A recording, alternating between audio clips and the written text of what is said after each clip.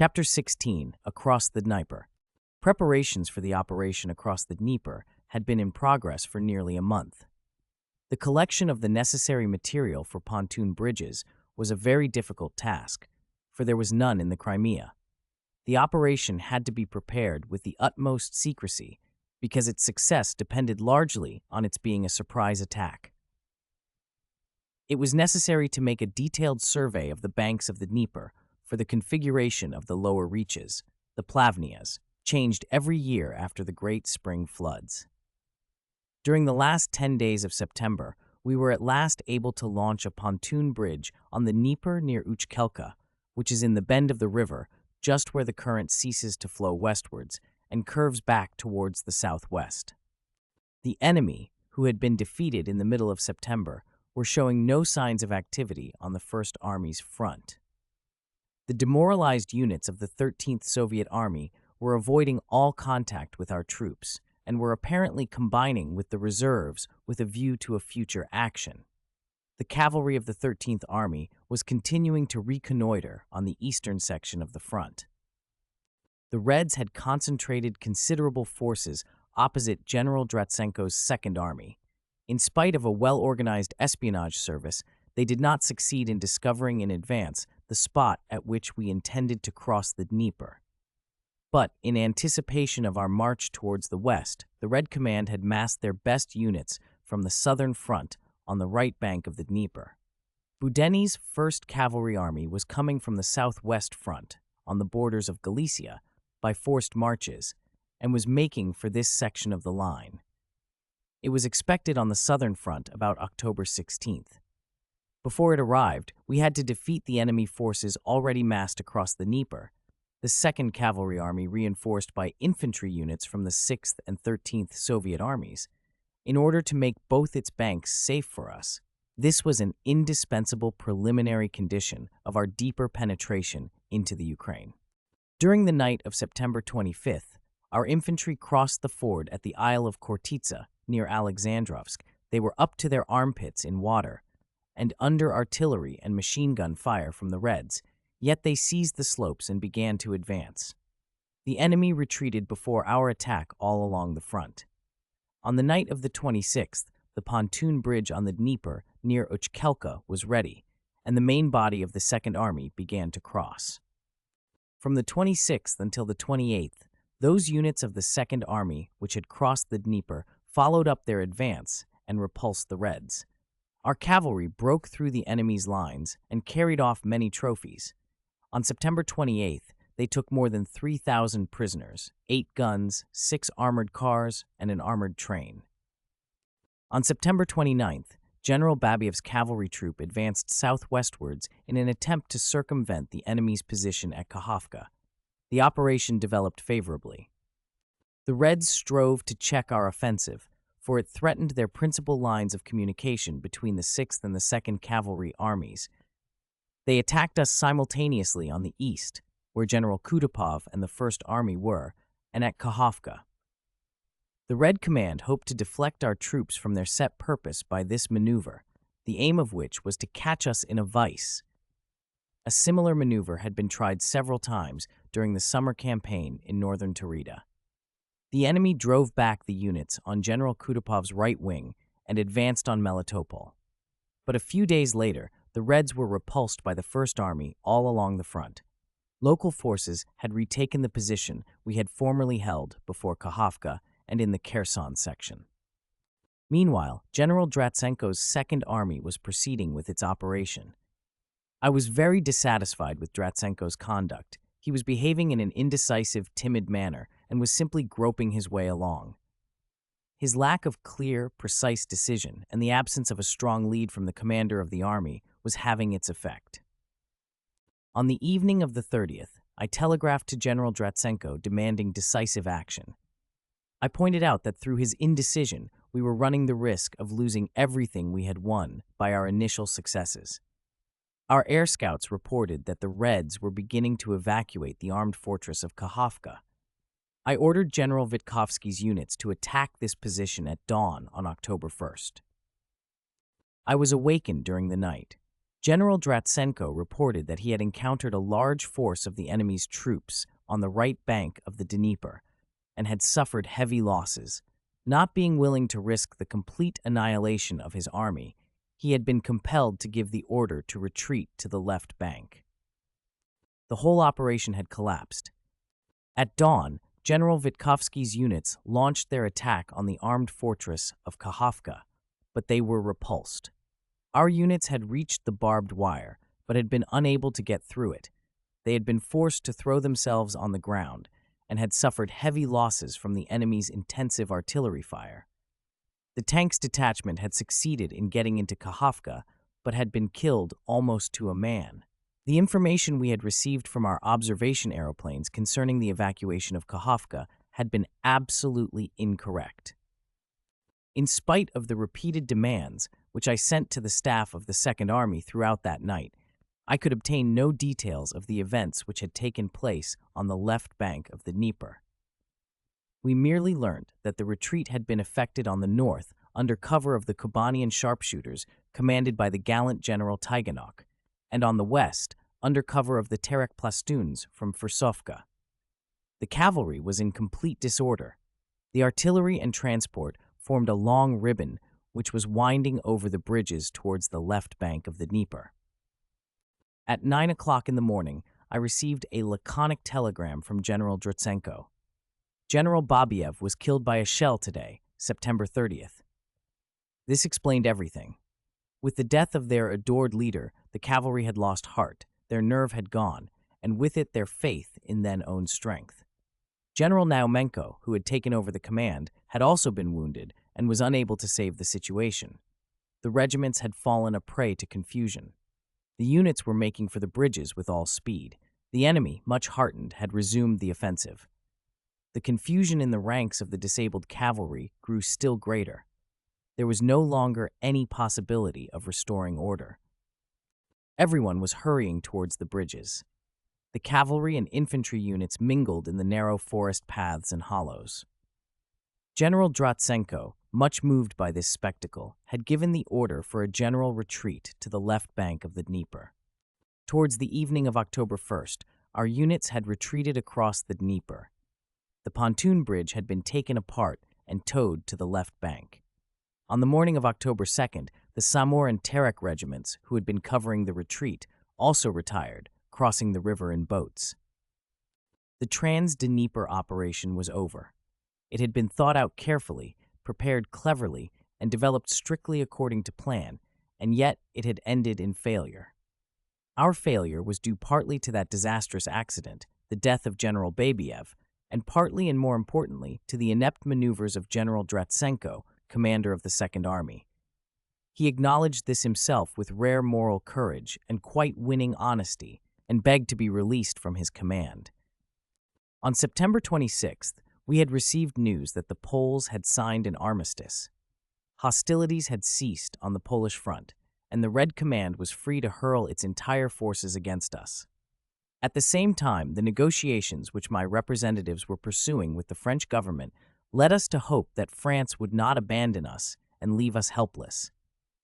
M. Struve reported that he was negotiating a French loan for which the auspices were favorable, and that later on we might expect help in the form of ammunition. In a few days' time, a French High Commission, accompanied by a military mission, was to leave for the Crimea. The Crimean representatives of the Polish government continued to assure us that the Poles sincerely desired to reach an agreement with us, and gave us to understand that the signature of the armistice was only a forced concession to England and was far from being a peace. A daily paper reached Sebastopol containing an interview with Prince Lubomirski, the diplomatic representative of the Polish military mission in the Nal.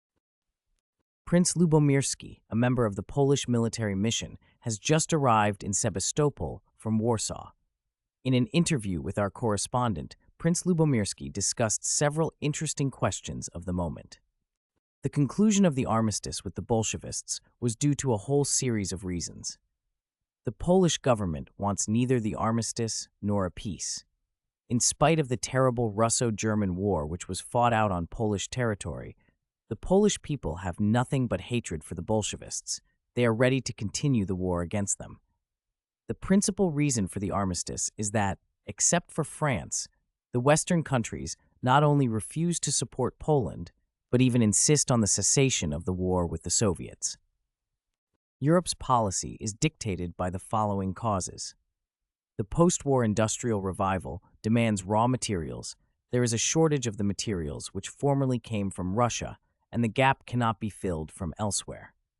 In the West, they imagine that the moment they conclude a peace with the Soviets, Russia will begin to flow with rivers of milk and honey. It is the Bolshevists themselves who have fostered this attitude, hiding the truth from the West. In addition to this principal cause, circumstances of a technical kind have also exerted an influence on the signing of the armistice. The Czechs would not let material of war and ammunition come through into Poland. The free town of Danzig was holding up all goods addressed to Poland. The Polish troops were very short of shells, in spite of the help which their gallant friend, France, had given them. All these reasons taken together have forced the Polish government to conclude not a peace but an armistice. On the subject of an alliance between Poland and General Wrangel, Prince Lubomirski said, "Polish administrative circles are very sympathetic to the idea of an alliance with General Wrangel. I am certain that such an alliance will be concluded in the very near future."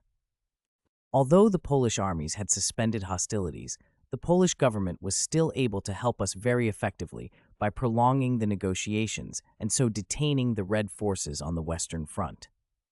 We kept open our lines of communication with the Poles only with the greatest of difficulty. We only managed it at all through the intermediary of France. Our attempts to establish communications with Warsaw by wireless came to nothing. In spite of all my demands, the Inter-Allied High Commissioners categorically refused to give us permission to set up a wireless station on the site of the old Russian embassy at Boyuk-Dere. Point 1. Although I cherished no great illusions about our foreign friends, I did not give up hope that the Polish government, under pressure from France, would delay the conclusion of the peace as long as possible in order that we might complete the formation of our army on Polish territory, or at least have time to transfer Russian troops to the Crimea. Once we had received reinforcements and materials of war and had arranged the projected loan, we would be able to continue the struggle.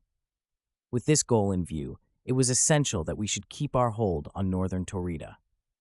A retreat beyond the isthmus into the Crimean Peninsula would not only condemn us to hunger and every kind of privation, but would be the confession of our powerlessness to continue an active struggle. This would deprive us of all future help from France. Once we were shut up in the Crimea, we would cease to be a menace to the Soviet government, and therefore to be of any interest to the Western powers. The failure of the Trans-Dnieper operation was having its inevitable reaction on the spirits of the troops. Our recent heavy losses had still further weakened our effective forces, and we could not fill in the gaps immediately. The fortified camp at Kakhovka was a continual menace to us. The enemy all along our front were receiving reinforcements daily. Budenny's cavalry was expected to reach one of the sections on the right bank of the Dnieper the second week in October. When the first cavalry army arrived, the enemy's forces would be 3 or 3.5 times greater than ours. Then effective cavalry force was 5 times that of ours. Furthermore, their artillery and technical equipment was vastly superior to ours. On October 1st, I summoned Generals Kutapov and Chatilov to a conference. I proposed that my most intimate colleagues and I should discuss every aspect of the following question. Ought we to risk a battle in front of the Crimean passes, or should we evacuate northern Taurida and retreat behind the isthmus? We took into consideration all the prevailing conditions and were unanimous in our decision to risk a battle in northern Taurida. It was a last desperate venture, but any other decision would inevitably have led straight to the final crash. At Sebastopol, I found news awaiting me that Poland had signed the peace. It had been signed by Russia and the Soviet Ukraine on one side and Poland on the other. The independence of the Ukraine and of White Russia was guaranteed, and both parties waived their indemnity rights.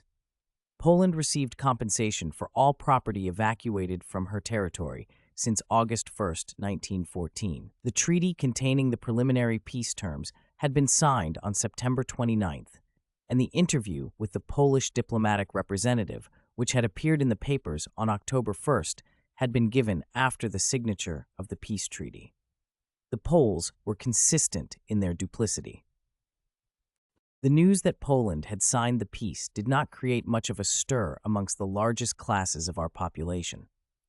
The majority of the people did not realize its direct bearing on the future of our struggle, nor did they understand the importance of the failure of our Trans-Dnieper operation.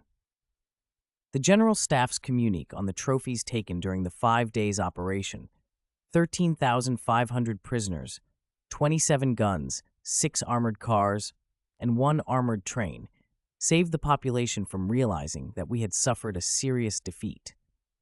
I did my utmost to prevent the news of our failure from becoming current.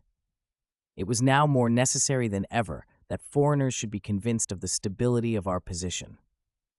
The last sitting of the Financial and Economic Conference took place on October 4th in my presence.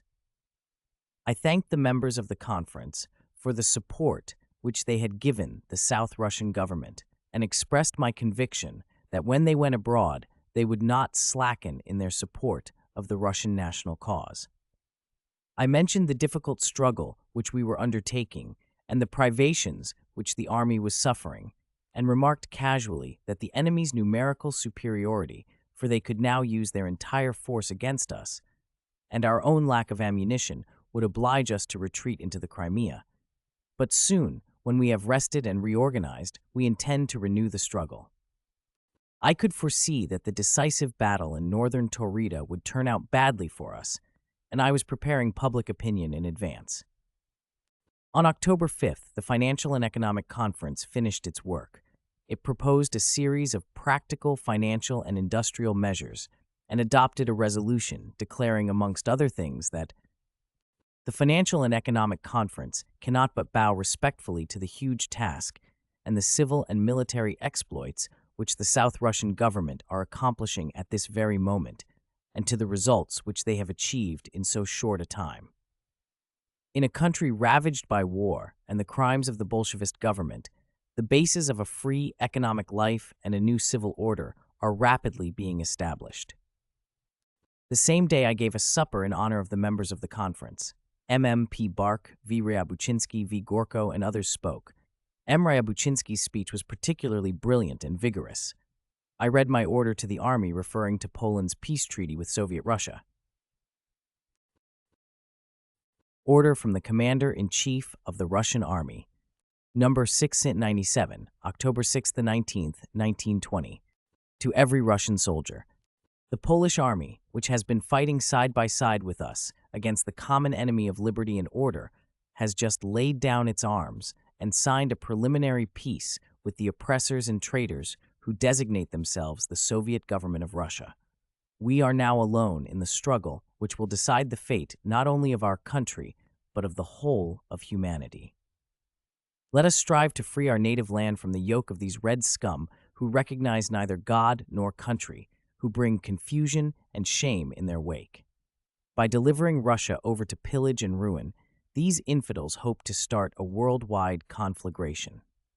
It is now nearly 3 years since the Russian army set its feet on the path to Calvary.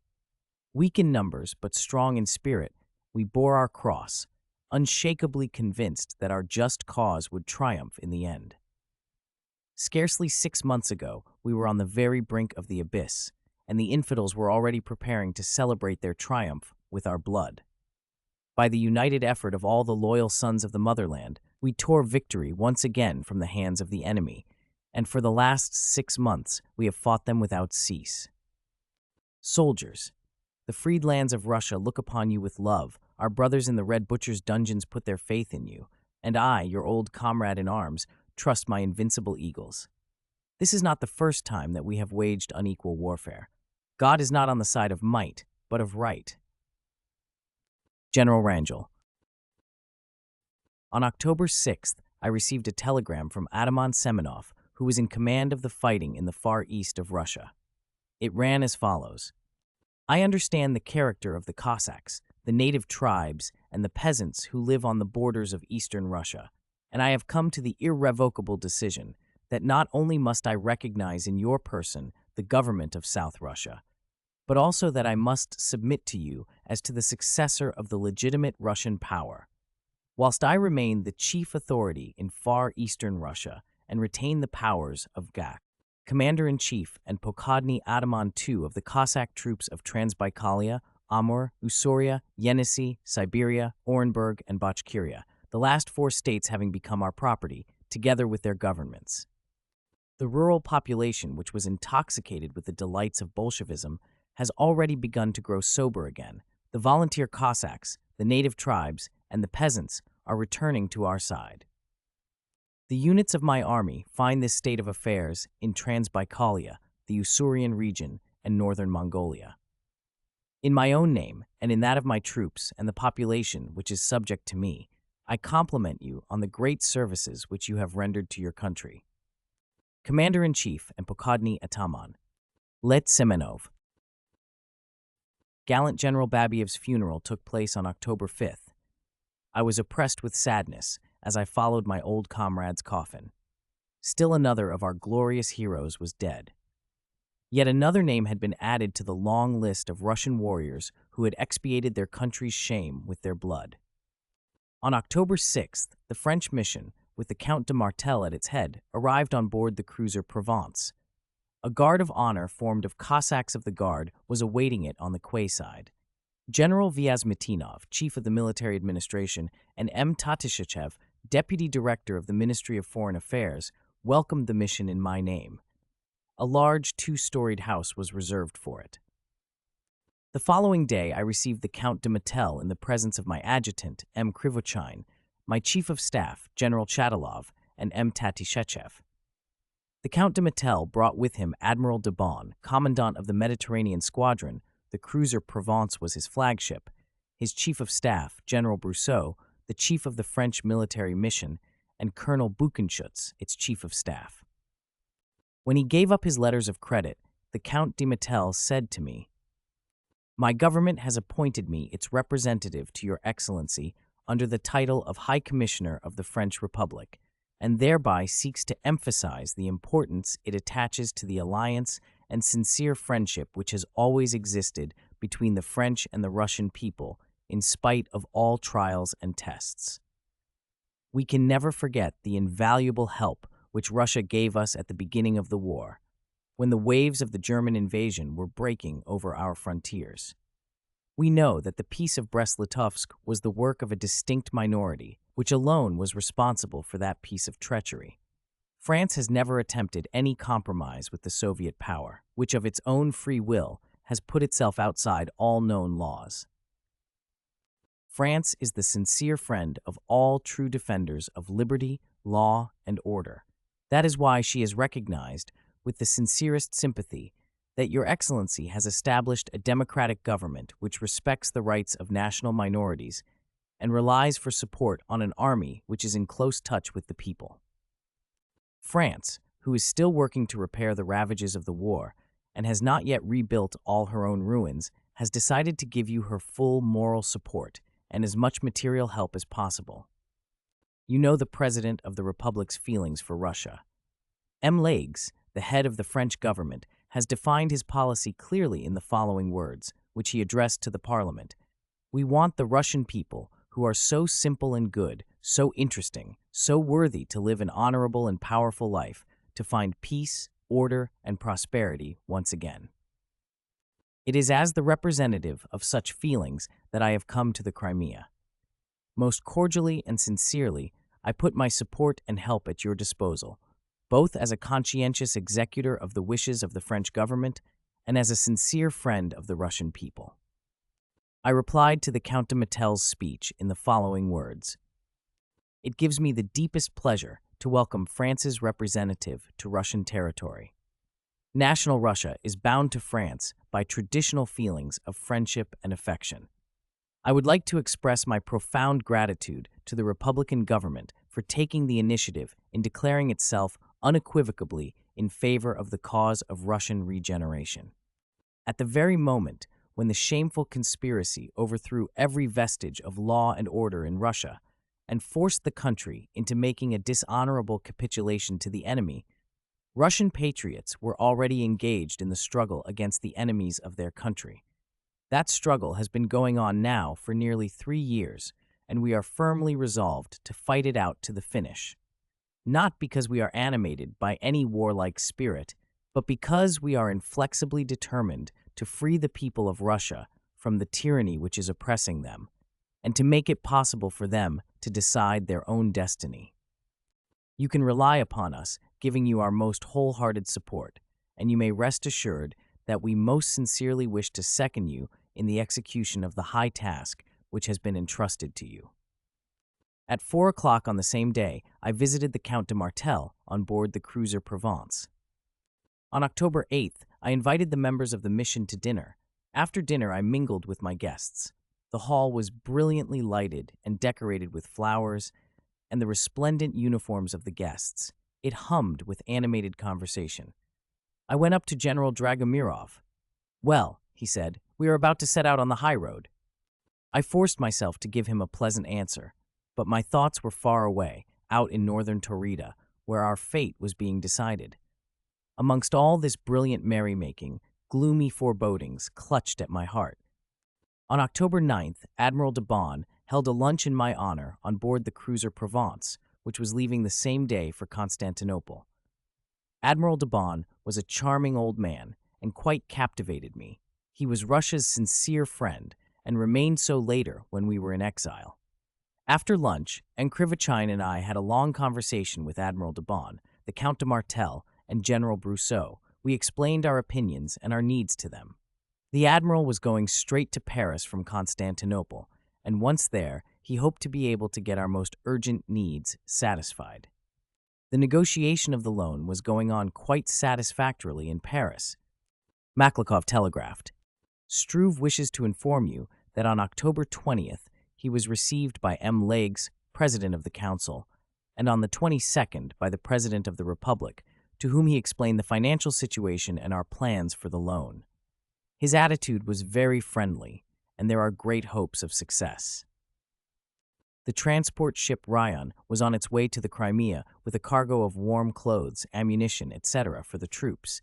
It seemed that the long-awaited help was about to arrive at last, but was it not now too late? We received news from the front of the continual arrival of the enemy's reinforcements. All the reserves at the disposal of the Red Command, which could be transferred from the interior of Russia, western Siberia, or the Polish front, were now being sent southwards. The bands of the famous Father Makhno, who up till now had been working behind the Red Lines, suddenly realized the possibility of profits to be made from plundering the Crimea and joined the Soviet troops. The enemy's forces grew larger every day. The general staff of the Fourth Red Army, which had been beaten by the Poles at the Battle of Warsaw when some of its divisions had been interned in Germany, had arrived in Alexandrovsk from the Western Front. Nature herself seemed to be against us. An intensely cold spell set in, a most unusual thing for this time of the year. Our troops, who were thinly clad, suffered appallingly from the cold. Many soldiers had frostbitten limbs. The temperature fell yet lower. The troops dwindled away. At the same time as the Red Command was throwing all its available forces southwards, it was also taking measures to increase its propaganda work behind our lines. Lately, the Greens had redoubled their activity. There had been a recrudescence of military espionage inspired by the Registration Bureau, Registrad, on the Caucasian front, which had its headquarters at Rostov-on-the-Don. The Registrad sent scouts into our midst under registration marks. Numbers 5 and 13 were stationed at Temryuk in the Kuban, and there were special numbers on the shores of the Taman Peninsula. From Temryuk and by way of Taman, the Red spies crossed the narrow Kerch Pass, landed on the Kerch Peninsula, and set out for the Crimea. Later they returned by the same route. In 1 month alone, 6 Soviet spies were caught in the town of Kerch and its suburbs, and the liaison service which the Bolshevists had organized between our territory and the Tamanan coast was discovered. In Kerch and the hamlet of Yurgaki on the Sea of Azov, This service was preparing secret stations equipped with signal lights, spherical mirrors for signaling by heliography, and materials for chemical writing. On one of the spies we found, amongst other documents, an order to rouse Mokrohusov with instructions how to find him.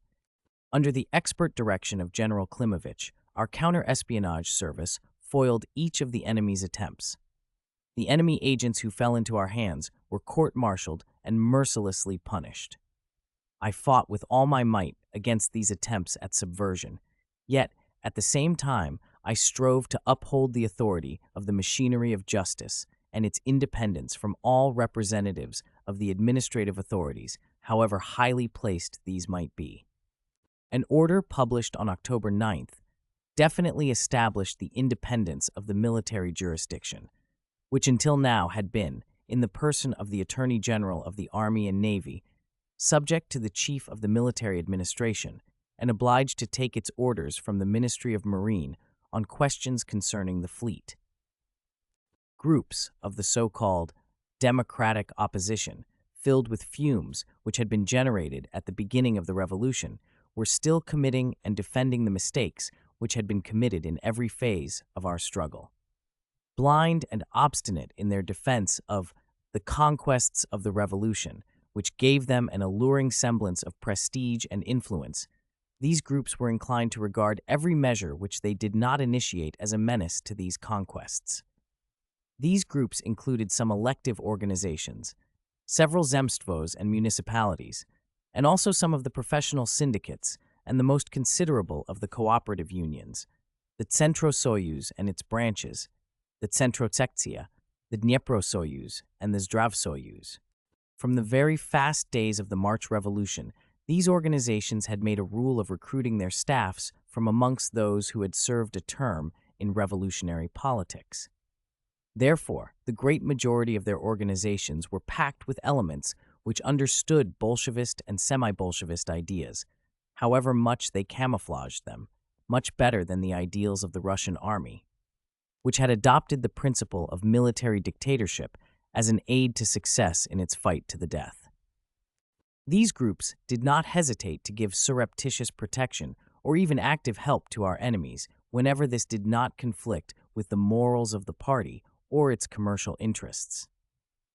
In this connection, the activity of the Centrosoyuz and its branches merits special mention. In 1919, it had been proved by documentary evidence that when the volunteer army was occupying Odessa, Kiev, and Kharkov, the Centrosoyuz, the Centrosektia, and the Dnieprosoyuz had been in communication with the Soviet government, received subsidies from it, and carried out its orders, supplying the Red Army and the provinces of northern Russia with materials and provender. An examination of the account books of the Centrosoyuz and its Kharkov branch and those of the Popular Bank of Moscow established the fact that the Centrosoyuz had received 50 million rubles from the Soviet government, whilst merchandise destined for Soviet Russia had been found in the Centrosoyuz's local depots. Amongst the other cooperative organizations, the Centrotsektia, Workmen's Cooperative, the Dnieprosoyuz, and the Zdravsoyuz enjoyed the special favor of the Soviet government and had received important subsidies from the Soviets for putting themselves at their service. For this service, they had used their branches on the territory occupied by the Russian army. A. General Plan of Work for the year 1920, found in September 1920 during a police raid on the Centrosoyuz offices at Kerch, will serve as a specimen of the Centrosoyuz's activities in the Crimea in the Bolshevist interests. This plan had been sent to the office at Kerch by M. Dobrovolsky, manager of the Torodon counting house of the Centrosoyuz, and was followed by a letter from M. Vonov, a director of the southern section of this organization. It mentioned the following achievements. 1. Buying up of raw materials and sending them untouched to the northern provinces and abroad. 2. Preparation of semi-manufactured goods and sending them to the north to be finished in the Centrosoyuz's factories. 3. Production of manufactured articles and sending them into northern Russia. Some goods had been sent to northern Russia by way of Batum and Georgia, and some by a ruse, merchandise would be accumulated in localities which it was believed that the volunteer army was about to evacuate. Then the abandoned goods would be sent immediately to Soviet Russia, credited to the branches of the Centrosoyuz. A Soviet law of March 20, 1920, had changed all the cooperative organizations of Soviet Russia into communal distributive organizations. The central organization of the Centrosoyuz at Moscow had come under this law. It had been transformed into a central organ for the provisioning of Soviet Russia. Naturally, the owners of the Centrosoyuz had not given up their capital and independence with a good grace, but they had been compelled to do so by sheer force and other measures of repression. For some time, the cooperative organization abroad, the Innocenter, which was in London, under the management of M.M. Birkenheim and Salheim and Memlensky, was the only branch to keep its independence, besides the branch in the Crimea. It would have been natural under these conditions if the Innocenter in London had collaborated with the Russian army to prevent the total absorption of the cooperative organizations by the Bolshevists. Nothing of the kind had happened.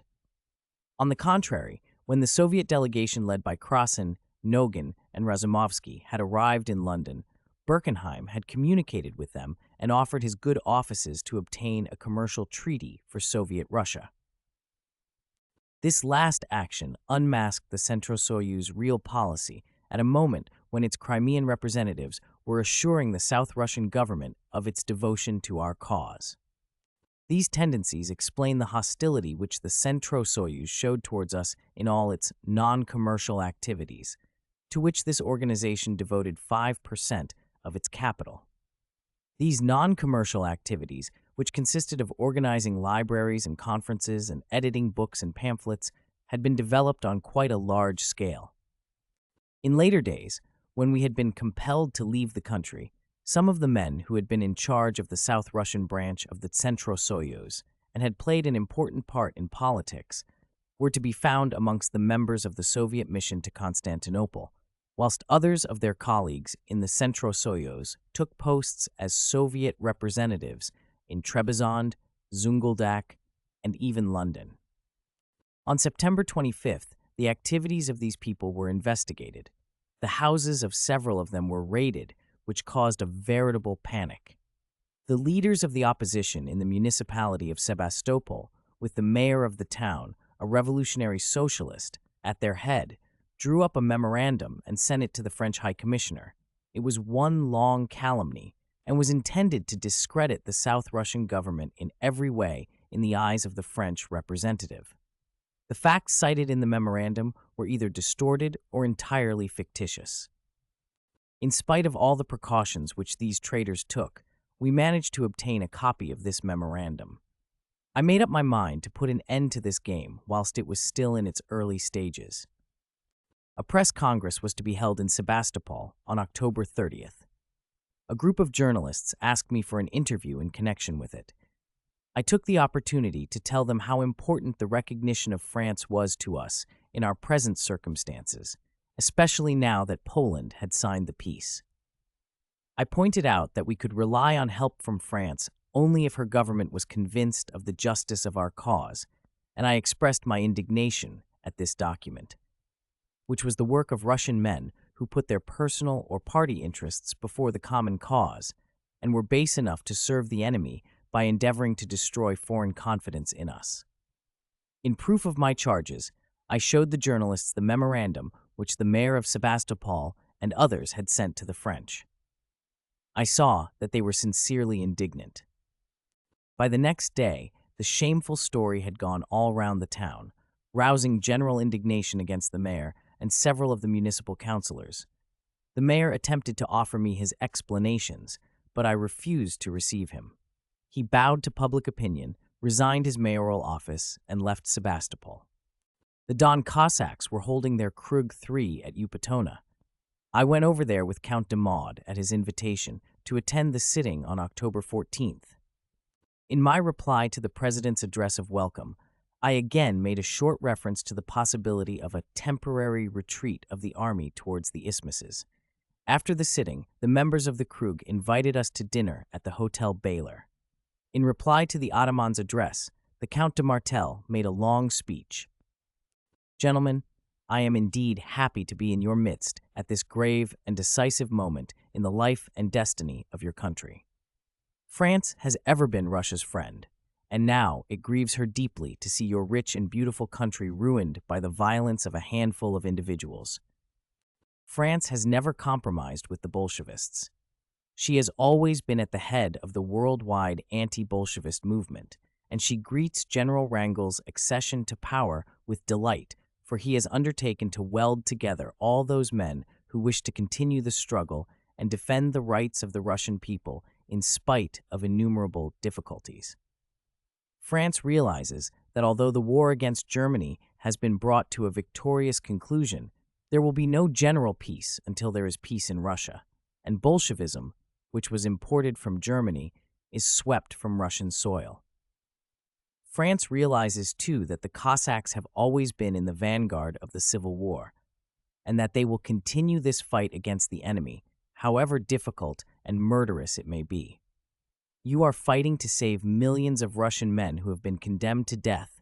A handful of men whose egotism is unparalleled in all the annals of history will dispose of them mercilessly, as they would ruin the Crimea tomorrow were it not defended by such a vigorous commander-in-chief, a knight without fear and without reproach, who is entrusted with the task of keeping order and peace, and of safeguarding the rights of every citizen.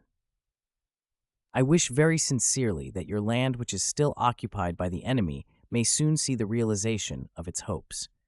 You have chosen the only sane course, that of union, another effort, and you will reach your goal. You will achieve peace for the Don and your villages.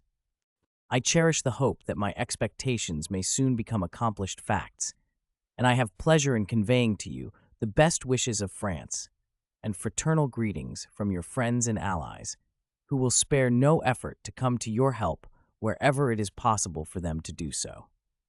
In the evening, we left for Sebastopol. On October 13th, the enemy had begun to cross the Dnieper near Nikopol. Fighting was also in progress on other sections of the front. On October 15th, the Reds launched a general offensive all along the front,